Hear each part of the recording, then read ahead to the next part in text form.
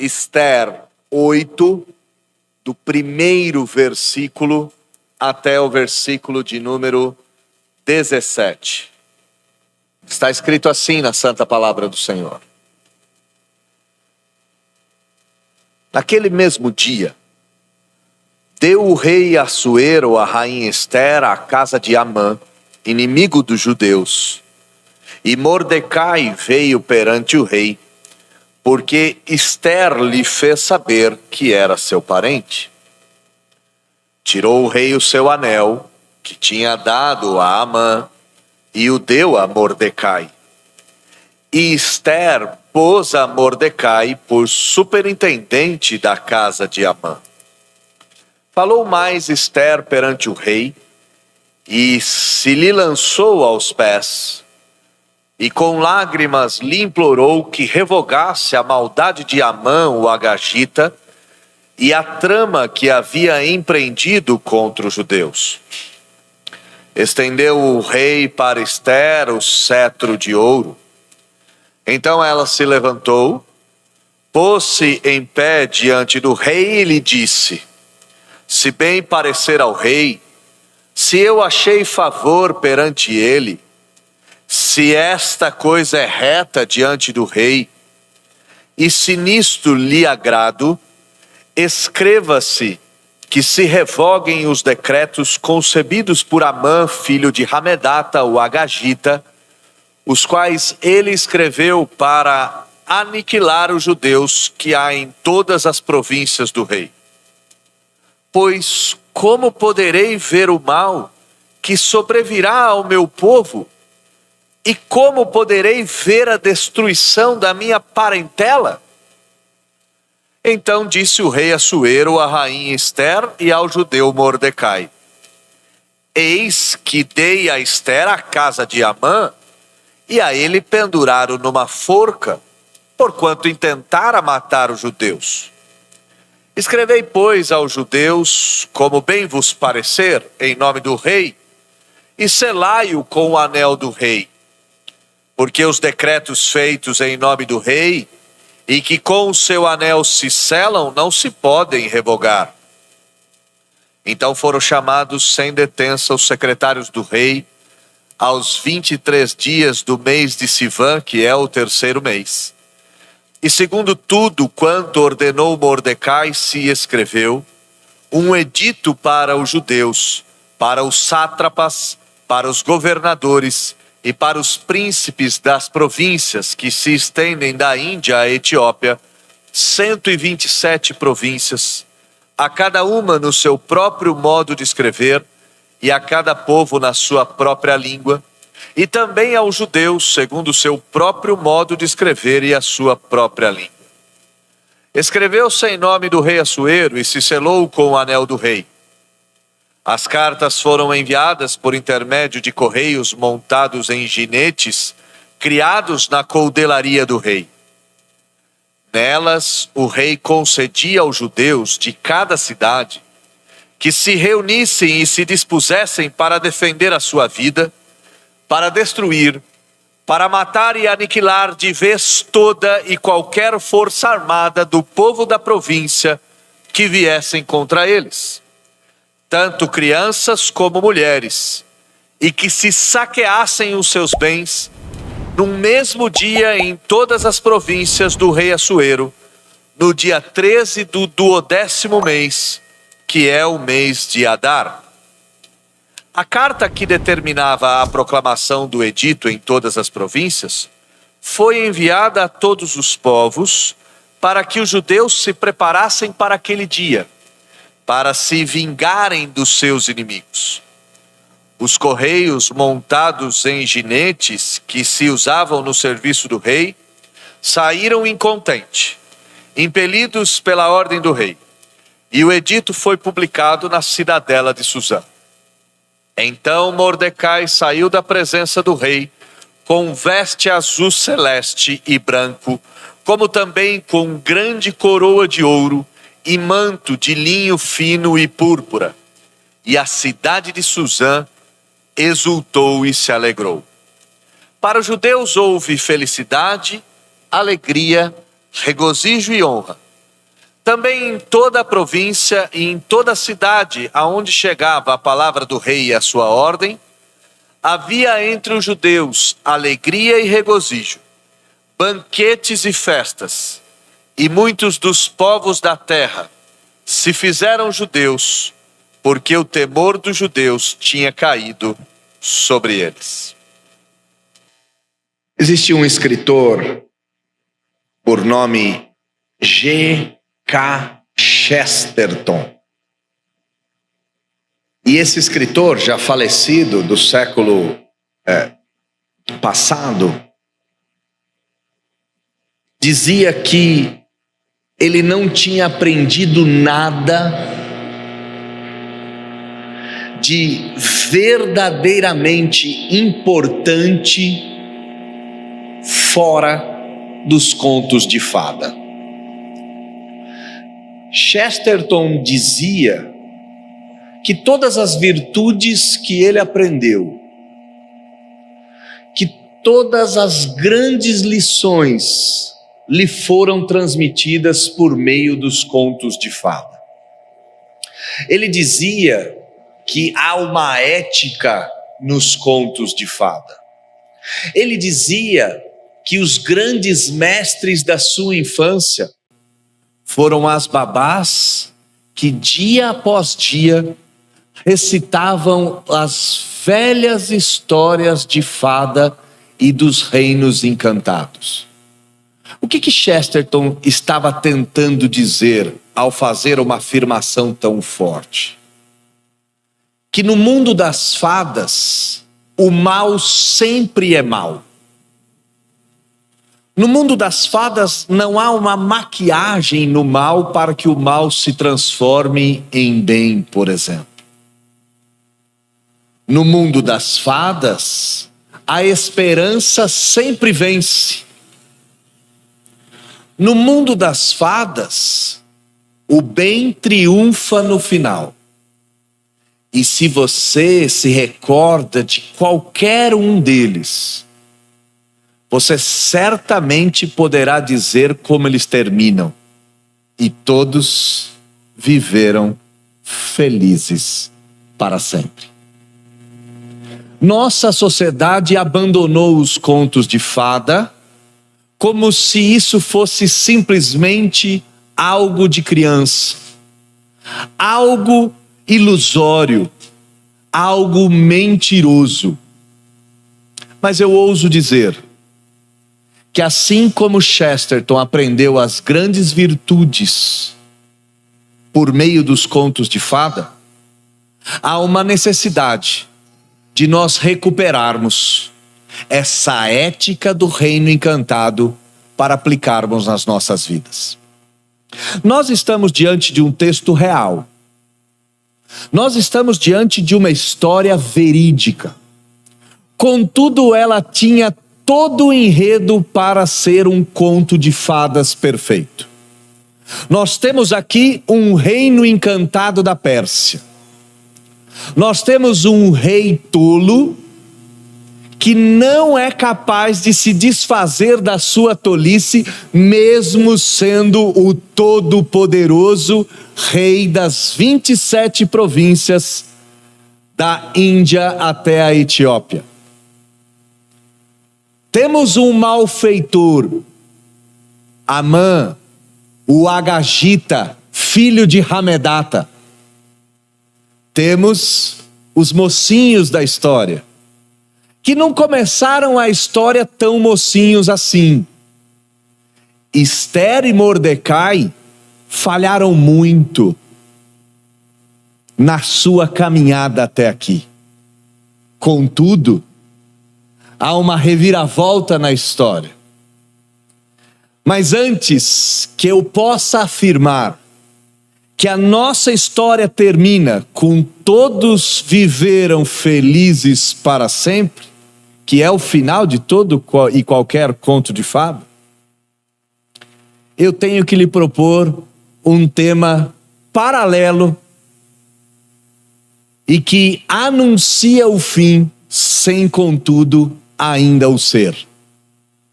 Ao olhar para essa história, ao olhar para o capítulo 8, nós podemos ter o seguinte tema na nossa mente: ainda não é o fim.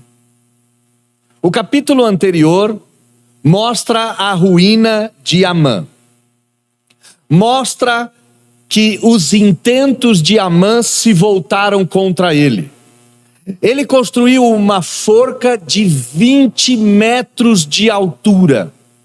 Forca essa destinada a Mordecai, o judeu, seu inimigo e inimigo dos seus antepassados. Contudo, a esperteza, a sutileza, a maneira doce com que Ester conduziu o rei fez com que os intentos de Amã caíssem por terra. O capítulo de número 7 termina no versículo 10 dizendo: enforcaram, pois, Amã na forca que ele tinha preparado para Mordecai, e então o furor do rei se aplacou. O capítulo 8 começa com uma recompensa inesperada.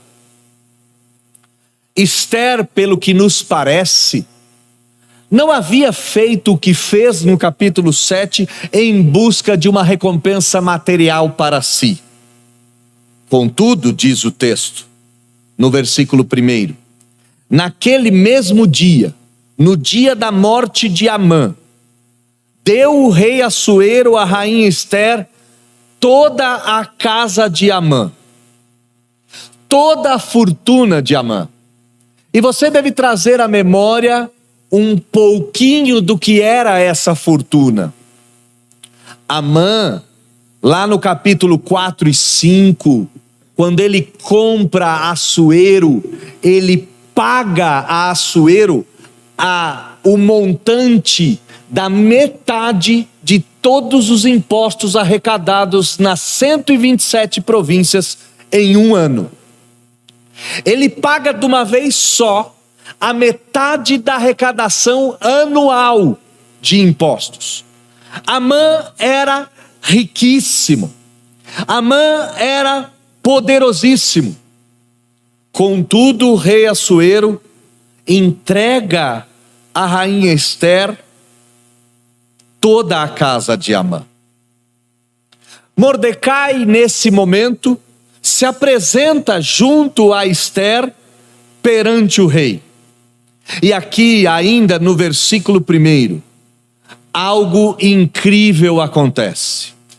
Ester fez Assuero saber que Mordecai era o seu parente. Irmãos, o mais incrível do texto aqui não é a fortuna herdada por Ester. O mais incrível do texto é que pela primeira vez em toda esta história, Ester se assume como judia. Eu não sei se você havia reparado neste ponto. Eu não sei se você se atentou a isso. Mas Ester sai definitivamente das sombras. Ela sai definitivamente da escuridão que a ocultava como crente no Senhor, que a escondia em meio a nuvens de incertezas. Ela diz claramente para Assuero: eu sou judia, eu sou descendência de Abraão, eu sou da herança da antiga linhagem dos judeus, e Mordecai é meu parente. Mordecai, tio, primo de segundo grau, tutor, pouco importa a nomenclatura do parentesco. Aqui o mais importante não era saber qual era o grau sanguíneo dos dois, mas apenas saber que eles eram do mesmo sangue. E a gente já tem que parar aqui e prestar um pouquinho de atenção. Quantas vezes eu e você evitamos de sair das sombras para nos revelarmos cristãos, com medos que no fim das contas são ilusórios? A pergunta, e eu não gosto de fazer muito teologia especulativa, e se, o se é um terrível e cruel carrasco na vida de qualquer um. Mas eu devo fazer essa pergunta. Se Esther tivesse dito que era judia lá no capítulo de número 2, será que tudo isso teria acontecido? Se ela tivesse saído das sombras muito cedo, será que toda essa trama, todo esse horror, todo esse terror aconteceriam? Jamais saberemos. Mas mais importante do que fazer a pergunta a Esther, é fazer a pergunta a nós mesmos. Se eu me revelar cristão agora, o que eu evito? Quais são os tormentos que eu evito ou que eu evitarei? Agora, se eu me esconder, quais são os problemas que isso pode gerar? Quando ela se revela judia, para surpresa de todos, o rei tira o seu anel, e aquele mesmo anel que ele tinha tirado de Amã, e ele entrega para Mordecai. É como se o rei levantasse e aplaudisse, e dissesse: bom saber que vocês são judeus, bom saber que vocês são parentes, eu fico mais contente assim. Perceba que para Assuero pouco importava a nacionalidade dos seus súditos. Ele não estava muito preocupado se eles eram babilônicos, helenistas, se eles eram judeus, se eles eram etíopes. Para Assuero isso não tem muita validade. Assuero é um pagão, um réprobo. Para ele pouco importa a nacionalidade, para ele pouco importa a descendência. Ele vive de acordo com os interesses dele. E aqui ele poderia dar qualquer tipo de resposta. Para nossa surpresa é a positiva. E aqui eu volto na sua própria existência, na existência da sua pessoa, na sua individualidade. Às vezes o medo que a gente tem de se revelar vai se mostrar tolice quando a gente disser: eu sou crente, e de repente alguém dizer: bom saber disso, tome aqui minha destra da comunhão e meus afetos e compaixão por você. Não tema se revelar cristão. Pode ser que os seus medos não passem de fumaça ou não passem de bolas de sabão, que nada mais são do que ilusões de ótica de que de fato elas existem, pois no fundo elas nada mais são do que fumaça e ilusão. Esther põe Mordecai como superintendente da casa de Amã. Esther o nomeia administrador dos bens. E para você fazer uma relação aqui na sua mente, Amã vira o que José virou no Egito. Amã vira o que Daniel virou na Babilônia. Amã vira o grão-vizir, o vice-regente de todo o Império Persa. E nós não podemos minimizar isso, pois o Egito, a Babilônia e a Pérsia foram impérios de magnitude gigantesca e são correlatos. A gente às vezes menospreza o velho Mordecai, mas Mordecai dá as mãos a José e a Daniel na sua exaltação. Pois bem, Amã recompensa Esther, Esther se declara judia, Mordecai vai receber o prêmio, a recompensa de Assuero é gigantesca, mas Esther tem mais um pedido. E um pedido aqui que não estava nos planos de Assuero e de ninguém. Versículo 3. Esther, perante o rei, se lança aos seus pés e com lágrimas implora que o rei Assuero revogasse a maldade de Amã. Esther se lança aos pés e suplica em lágrimas em favor dos seus conterrâneos, em favor do seu povo. Da mesma maneira com que alguma coisa começou a acontecer no coração de Mordecai, quando ele se veste de panos de saco, quando ele joga cinza sobre si, quando ele se recusa a se dobrar a Amã, alguma coisa está acontecendo no coração de Ester. Ester se assume judia. Ester não mais está preocupada com seus banhos de perfumes. Vocês se lembram que quando Mordecai estava vestido de pano de saco, Ester manda ele se vestir, pois ela não compreende o que é aquilo. Aqui, ela não precisa de explicação nenhuma mais.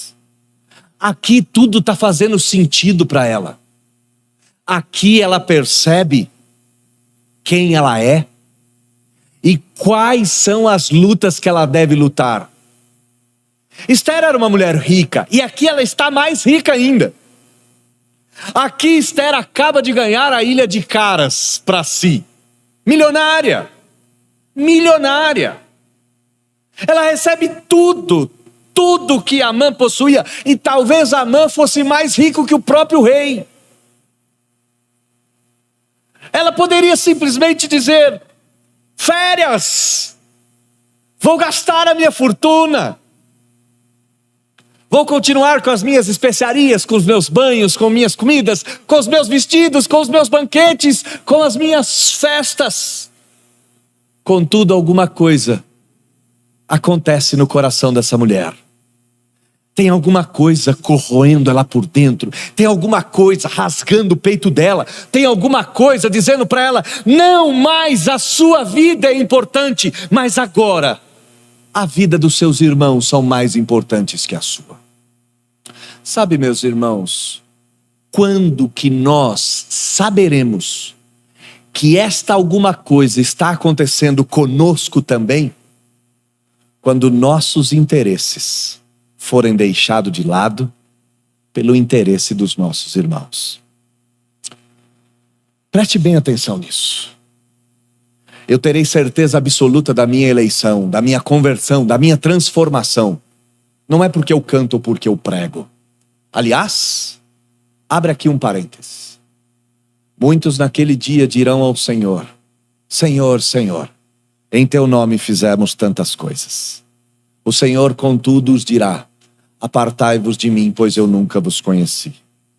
Não se engane, pois é bem provável que pastores estejam caminhando para o inferno enquanto cantam hinos de louvor. Fecha parênteses. Volte para o texto. Eu só saberei que eu sou um eleito. Eu só terei a evidência da minha conversão, não intelectualmente, mas quando o meu amor pelos meus irmãos e o meu amor pelo meu Deus, e a ordem é inversa, amar a Deus sobre todas as coisas e amar o próximo como a ti mesmo, forem maiores do que o amor que eu sinto por mim, do que os desejos que eu tenho em me satisfazer. Ester abriu mão de tudo. Ester não é mais a mulher cujo nome apontava pela deusa Istar.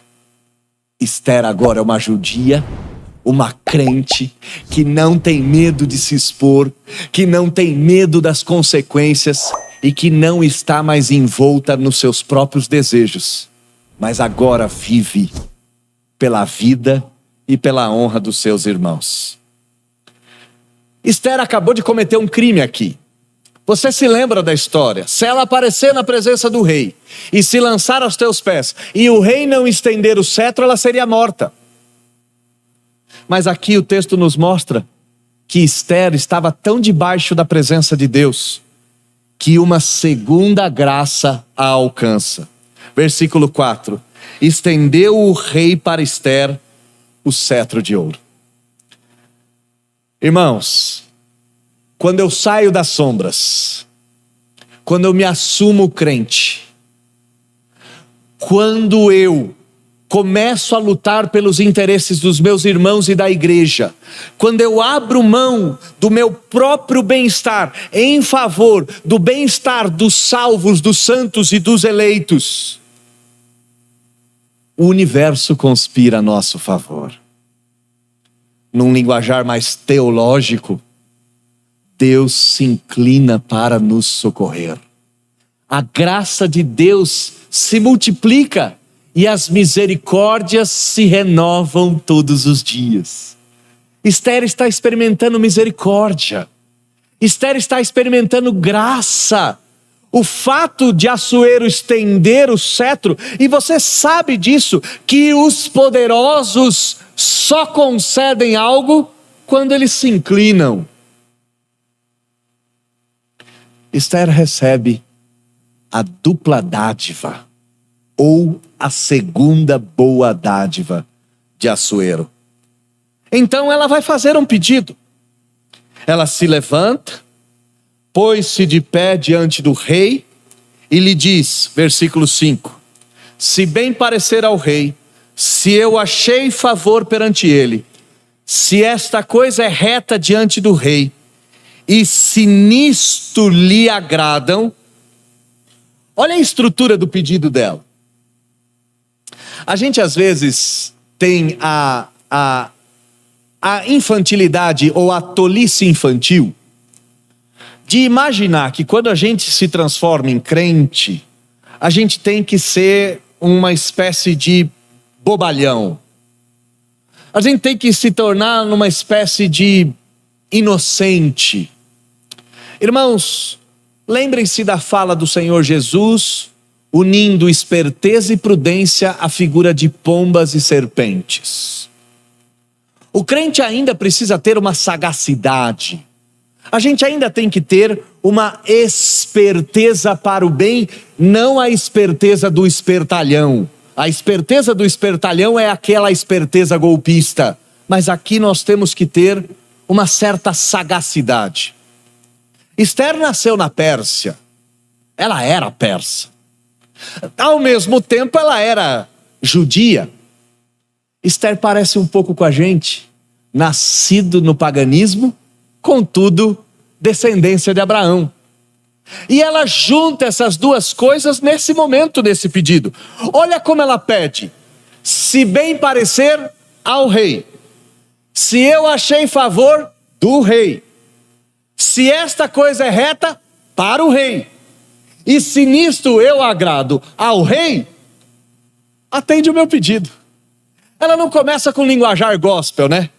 Aleluia, oh glória, Assuero, em nome de Jesus eu declaro que você precisa revogar as coisas. Não, ela está lidando com um pagão, ela não está lidando com um crente. Ela está lidando com um homem caído. Irmãos, quando você senta diante do gerente do banco, você está lidando com um homem caído. Quando você senta diante de um fiscal da prefeitura, você está lidando com um homem caído. Eu não estou te pedindo para pecar. Eu não estou te pedindo para ser malandrão. Não é isso, porque suas vergonhas serão expostas. Não se esqueça disso. Um dia, todos os nossos feitos serão demonstrados para todos. E todos, na totalidade de todas as pessoas, vivos e mortos diante de Deus, verão os nossos feitos. Mas dia menos dia eles serão expostos. Então eu não estou sugerindo que você peque. Mas eu estou sugerindo que você deixe de ser bobo. Quando você vai numa repartição pública, está lá o atendente. Se ele não for seu irmão, ele é um pagão. E é bem provável que a burocracia impeça você de agir. Nós vamos ver aqui um pouquinho mais à frente como que funcionam as coisas na Pérsia. Na Pérsia você faz uma lei para dificultar as pessoas, para depois gerar uma solução para elas. Você gera o problema para depois ser a solução. Na Pérsia é assim. Esses dias eu conversando com uma pessoa, ele foi tirar um documento numa prefeitura, exigiam dele a inscrição municipal, então ele foi tirar a inscrição municipal. Mas para tirar a inscrição municipal, ele tinha que ter a inscrição estadual. Só que o grande problema é que sem a inscrição municipal não tinha inscrição estadual. Sem a inscrição estadual não tem inscrição municipal. Então ele parou na frente e falou: não sei o que fazer. Eu vim tirar a inscrição estadual. Me mandaram tirar a municipal. Eu peço a municipal. Vocês exigem a estadual, eu não sei o que fazer. Eu vou sentar aqui e vou começar a chorar. E aí alguém se compadeceu dele e falou: não, vamos dar um jeito nessa história. Esther está agindo com esperteza aqui, não malandragem. Esperteza. Ela está usando a vaidade do rei. O rei é o sujeito mais vaidoso. Não se esqueçam, o rei dá festa de um ano só para mostrar que ele pode. O rei dá banquetes em jarro de ouro só para mostrar que ele tem. Ele serve vinho em taças preciosas só para mostrar que ele pode. Então ela olha para ele e fala: ó vaidoso Assuero, já que a tua vaidade é o centro da sua própria existência, já que você é tão sábio, já que você me ama tanto, já que você é tão reto, já que você é tão poderoso, por que não atender o meu pedido? Pega essa lição, ponha no coração, e todas as vezes que você sentar diante de um pagão, lembre-se da bela e formosa Esther falando com o seu marido Assuero. O que ela vai pedir para ele? Escreva que se revoguem os decretos concebidos por Amã, filho de Hamedata ou Agagita, os quais ele escreveu para aniquilar os judeus que há em todas as províncias do rei.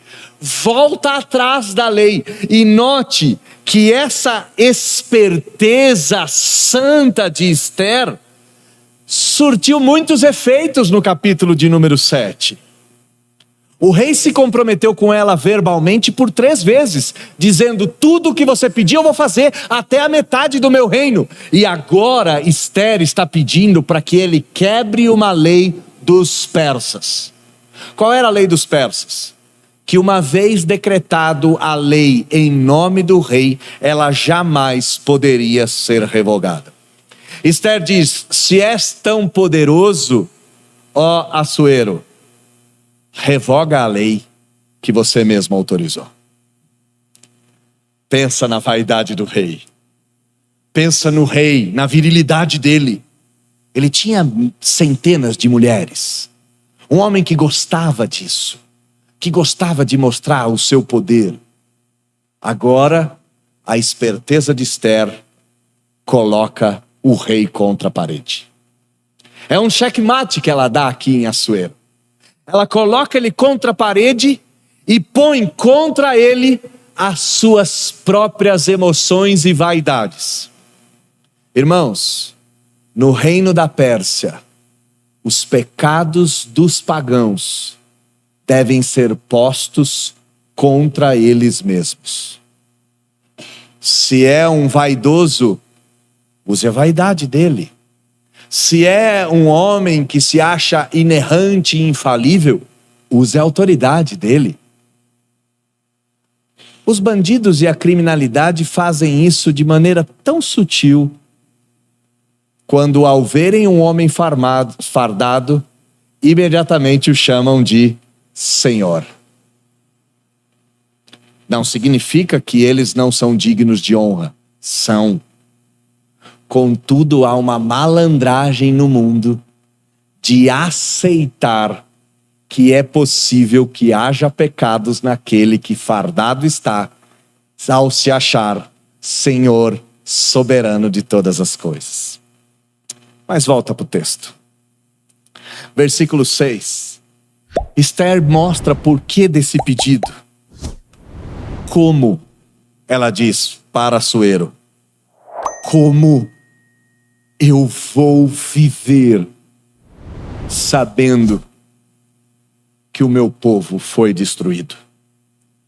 Como eu vou existir sabendo que a minha parentela foi aniquilada?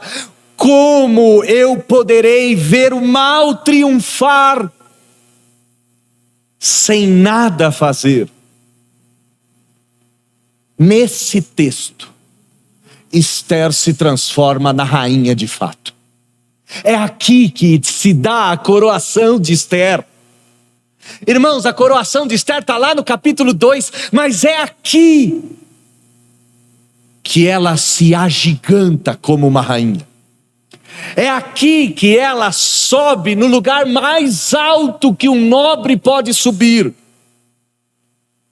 ao suplicar pelo bem do seu povo, mas em específico, eu disse a vocês que Esther está se assumindo judia. Eu disse a vocês que Esther está saindo das sombras. Eu disse a vocês que Esther está se assemelhando a Israel. Baseado nessas coisas, eu poderia dizer que Esther esperava o Messias prometido em Gênesis 3? Sim.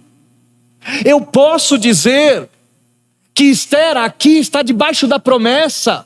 E a promessa dizia que um descendente do povo viria e esmagaria a cabeça de Satanás. E então o povo seria liberto para sempre. Esther não está lutando apenas pelos seus conterrâneos. Ela está lutando pelo povo de Deus e pela sua linhagem. Ela está lutando para que o Messias venha. Ela está lutando para que o menino nasça. Ela está lutando para que o grande Messias triunfasse. Como eu poderei viver sabendo que eu nada fiz para salvar a linhagem de Israel?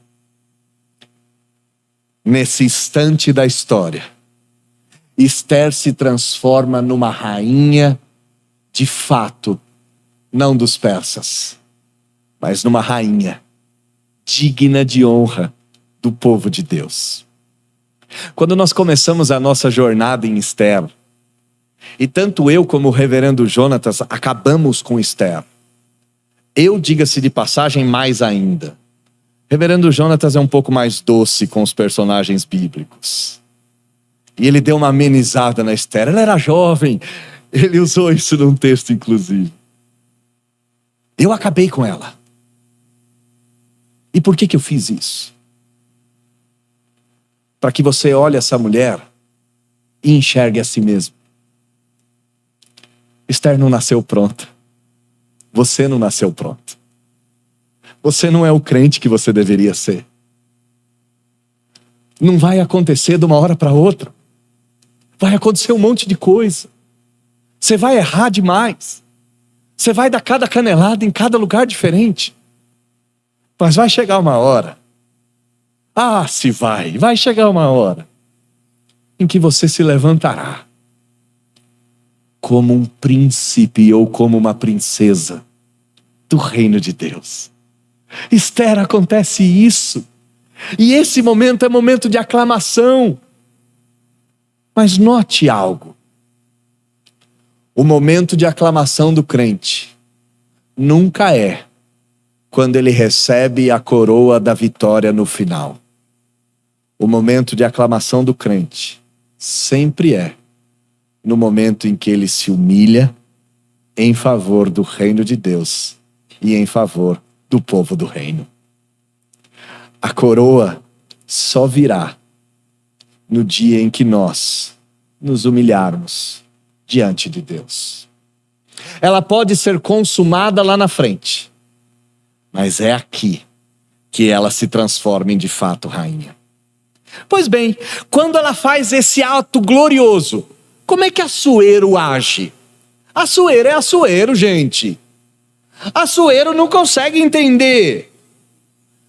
No mundo dos persas, o mais nobre dos persas não é capaz de compreender o mais humilde dos crentes. O mais sábio dos pagãos não é capaz de compreender o mais humilde dos cristãos. E por que eu estou dizendo isso? Por causa da fala de Assuero. Então disse o rei Assuero à rainha Esther e ao judeu Mordecai: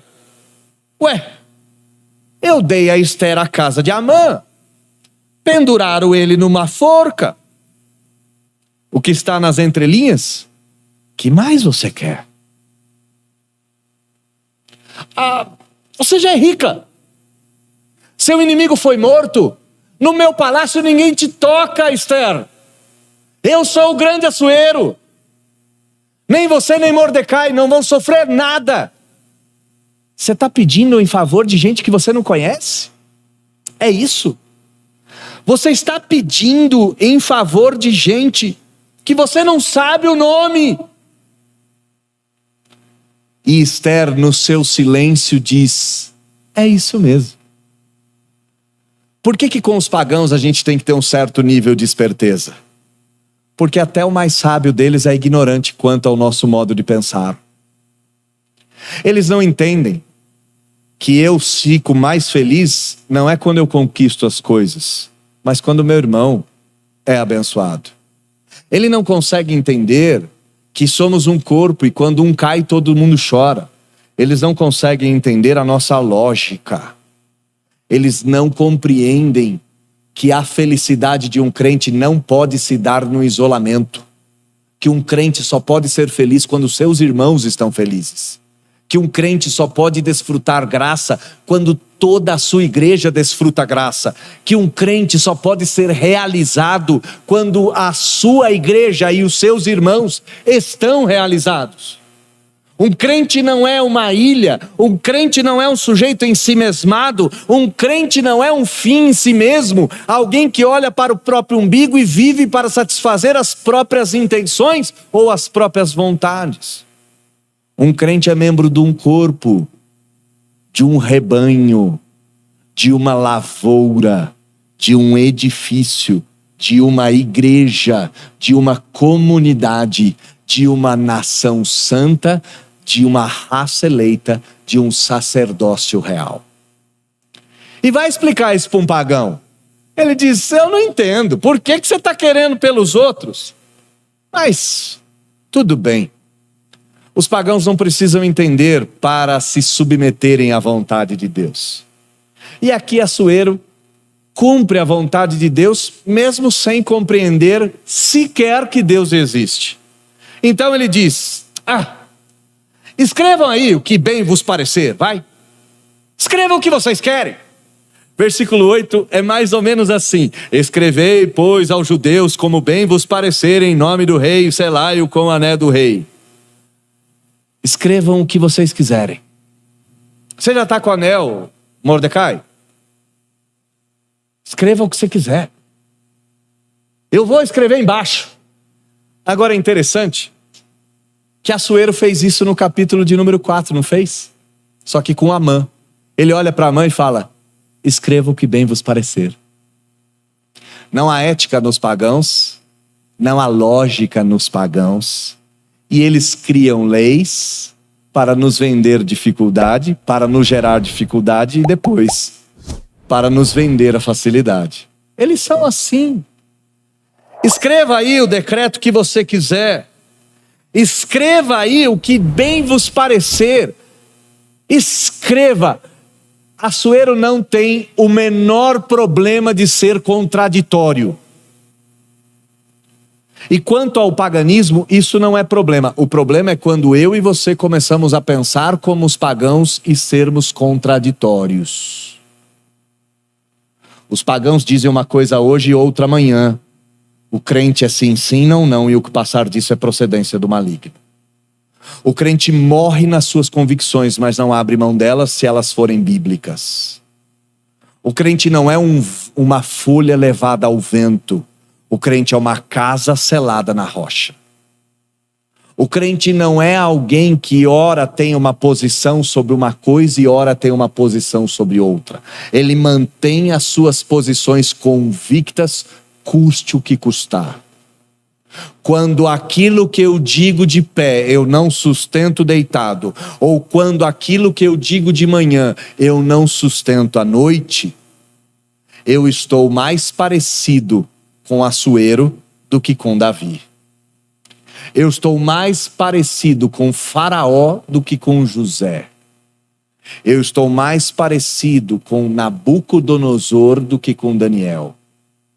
eu estou mais parecido com Judas do que com Pedro. E para a gente radicalizar geral, eu estou mais parecido com o diabo do que com Deus. Assuero é essa incoerência ambulante. Ele é essa coisa que se apresenta. Altivo, pomposo, poderoso. Eu fico imaginando ele, eu vou criando imagens na minha cabeça. Eu acho que Assuero era até um tanto afeminado, espalhafatoso, assim. Ele fazia um show quando ele aparecia. Mas é um tolo, inútil, pobre, cego e nu. Por que eu estou dizendo essas coisas? Não se esqueça que no mundo dos pagãos, até o mais nobre deles ainda é alguém que é tolo, pobre, cego e nu. Então ele manda chamar os secretários. Aos 23 dias do mês de Sivan, terceiro mês, 9 meses antes da data do extermínio dos judeus. Nós estamos a 9 meses do dia do expurgo, 9 meses do dia da matança, 9 meses do dia do derramar de sangue. Assuero chama os secretários e ordena que Mordecai escreva ou dite o edito para os judeus, para os sátrapas, para os governantes, para os príncipes, desde a Etiópia até a Índia, as 127 províncias, que seja escrito no modo de escrever, que seja escrito na própria língua, que seja escrito na própria raça, que todo mundo compreenda. Versículo 10. Assuero sela com o seu anel e envia as cartas por correios montados em ginetes, criados na coudelaria do rei. Os cavalos mais velozes do rei são colocados para trabalhar. E eu já disse para vocês que talvez a fundação dos correios tenha sido na Pérsia, tenha ocorrido nesse momento, pois esse era um sistema eficaz de entrega de carta. Qual é o conteúdo da carta? Versículo de número 11.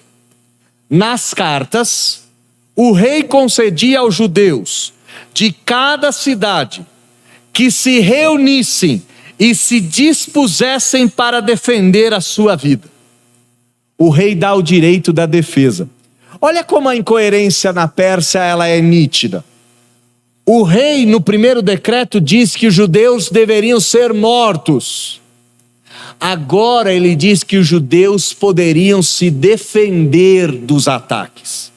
E mais, não só se defender, mas contra-atacar e avançar no ataque. Que os judeus defendam a sua vida e passem, a partir desse ato de defesa, a destruir, a matar, a aniquilar qualquer força armada que vier contra eles, seja esta contida de crianças e mulheres, e ao término que os judeus saqueassem todos os bens dos seus inimigos. E naquele mesmo dia, no dia da matança, no dia 13 do 10º mês, que os judeus agissem em prol da própria defesa e pudessem exterminar e saquear de uma vez por todas todos os seus inimigos. Eu não sei se você percebeu, mas Assuero não tem o menor problema de escrever lei para promover a matança. Ele não tem o menor problema nisso. Ele escreve uma lei para os judeus morrerem, agora ele escreve uma lei para que os judeus matem, inclusive mulheres e crianças. Ele escreve uma lei dizendo que os judeus podem ser saqueados. Agora ele escreve uma lei dizendo que os judeus podem saquear. Ele é contraditório. E ele não tem o menor apreço pela vida. Mas aqui o que Assuero não está sabendo é que no fim das contas, ele está sendo boca de Deus ao apontar para o acontecimento no final do livro de Esther, mas mais ainda, ele está sendo boca de Deus ao apontar para o último dia da história humana. no dia em que os inimigos do povo de Deus serão destruídos. Naquele dia, mulheres, crianças, velhos, serão todos destruídos de uma só vez. E todas as riquezas da terra serão destinadas ao povo santo de Deus, pois nós colheremos aonde não plantamos. Nós desfrutaremos daquilo que não construímos. E segundo a Escritura, nós herdaremos a terra.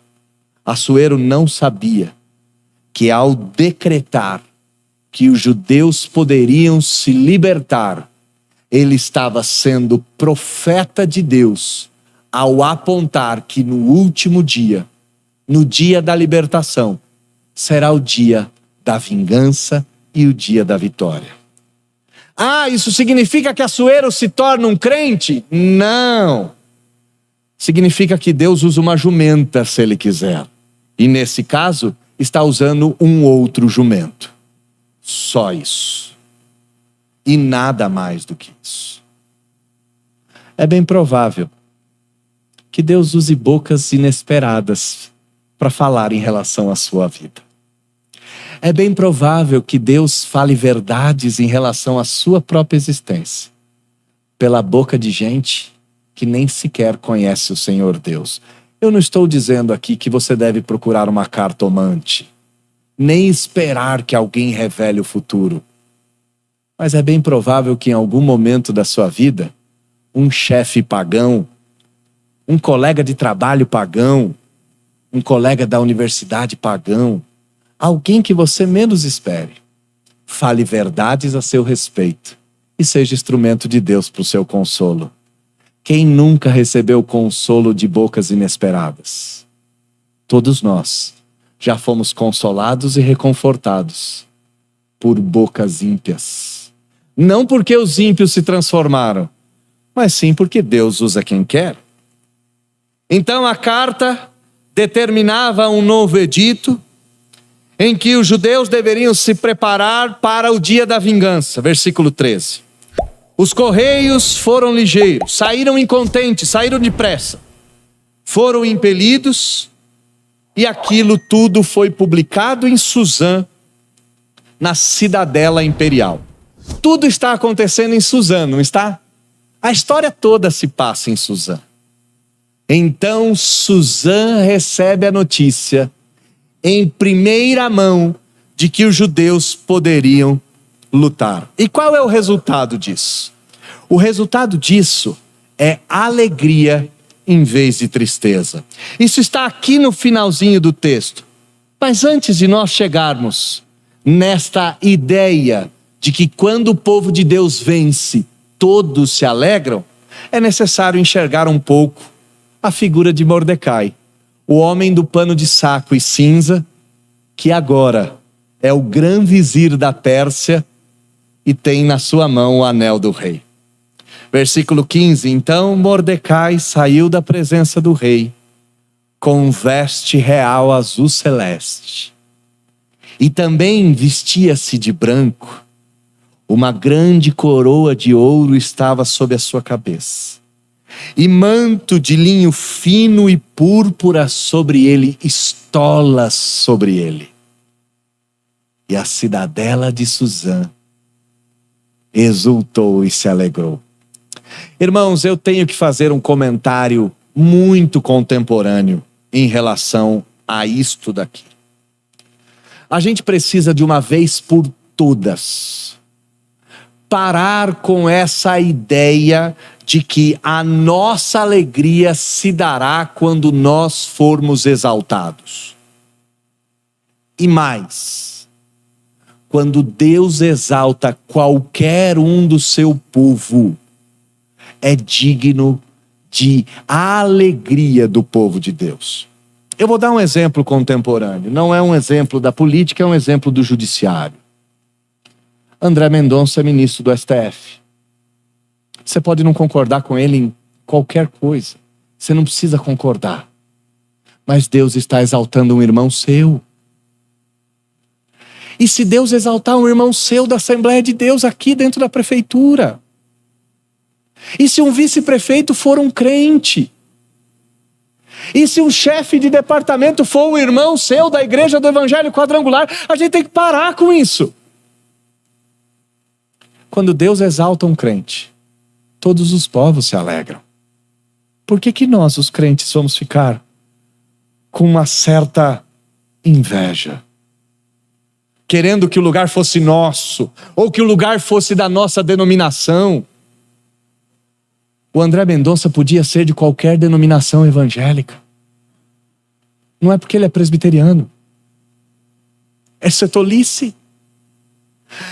Quando Mordecai sai da presença do rei exaltado, Suzã se alegra. Suzã festeja. Pois um crente em posições de governança é a alegria do povo. É a alegria das nações. É a alegria para os ímpios e para os crentes. Para os judeus houve felicidade, alegria, regozijo, honra. Em todas as províncias houve banquete. Eles comemoraram. Eles dançaram. Eles sorriram. Mesmo sabendo que ainda não era o fim. O texto não termina com felizes para sempre. O texto termina dizendo: ainda não é o fim. E a última lição: a gente precisa mesmo esperar o fim para comemorar? Não. A gente pode fazer festa agora. A gente pode sorrir, a gente pode se alegrar, a gente pode banquetear, porque mesmo ainda não sendo o fim, todos nós sabemos qual é de fato o fim. Mesmo não experimentando o fim, quando eu abro a minha Bíblia e você abre a sua, na última página dela está escrito: vencemos. Está escrito: venci. Está escrito: o Senhor triunfou. Eu não preciso esperar esse dia chegar para eu fazer festa. O que a gente aprende de forma prática? Eu já estourei todo o tempo do mundo. O Jonatas não está aqui mesmo. O duro que ele assiste todos os cultos, tá? Não sei se você sabe disso. Ele acompanha tudo. Depois puxa a minha orelha. Puxa a orelha dos presbíteros. Né? Que os humilhados serão exaltados. Essa é a primeira lição. Mordecai, vestido de pano de saco. Mordecai, vestido de túnica azul. Crentes, humilhados nesse mundo, serão exaltados no porvir. Creia nisso. Todos os humilhados serão exaltados. Creia nisso. Pois isso é bíblico. Segunda lição. Às vezes os nossos medos não passam de fumaça. Não tenha medo dos persas, não tenha medo de Assuero, não tenha medo de se assumir, não tenha medo de dizer que você é judeu, não tenha medo de dizer que você é israelita, não tenha medo de se expor. Porque talvez o que Deus esteja esperando, e eu sou calvinista, eu não estou mudando minha posição, eu estou usando de forma metafórica. O que Deus está esperando é exatamente um posicionamento seu. Para toda a sua história mudar, o que Deus aguarda é que você de fato se apresente. Faça isso. Afirme-se como crente. Ah, mas se para isso eu tiver que abrir mão de um monte de coisa, abra mão. Abra mão de tudo. Se assuma como cristão. Há momentos na nossa vida que se o posicionamento não for claro, ele não é posicionamento. Se o posicionamento não for claro, eficaz, ele não existiu. Em quarto lugar, primeiro, os humilhados serão exaltados. Segundo, nossos medos são tolice. Terceiro, há momentos da vida que a gente tem que se expor e se posicionar. Quarto, nenhuma vitória começará distante da súplica e da oração. Como é que a vitória do povo de Deus acontece em Esther capítulo 8? com ela ajoelhada nos pés de Assuero. Como é que a sua vitória vai começar? Com você ajoelhado aos pés do Senhor.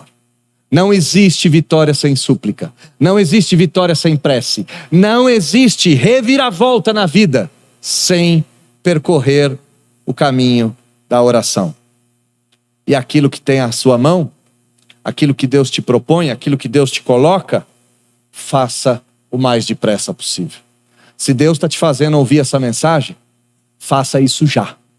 Se Deus está te colocando para te ouvir, para você ouvir algo como esse, se posicione imediatamente. Não tenha medo de se expor.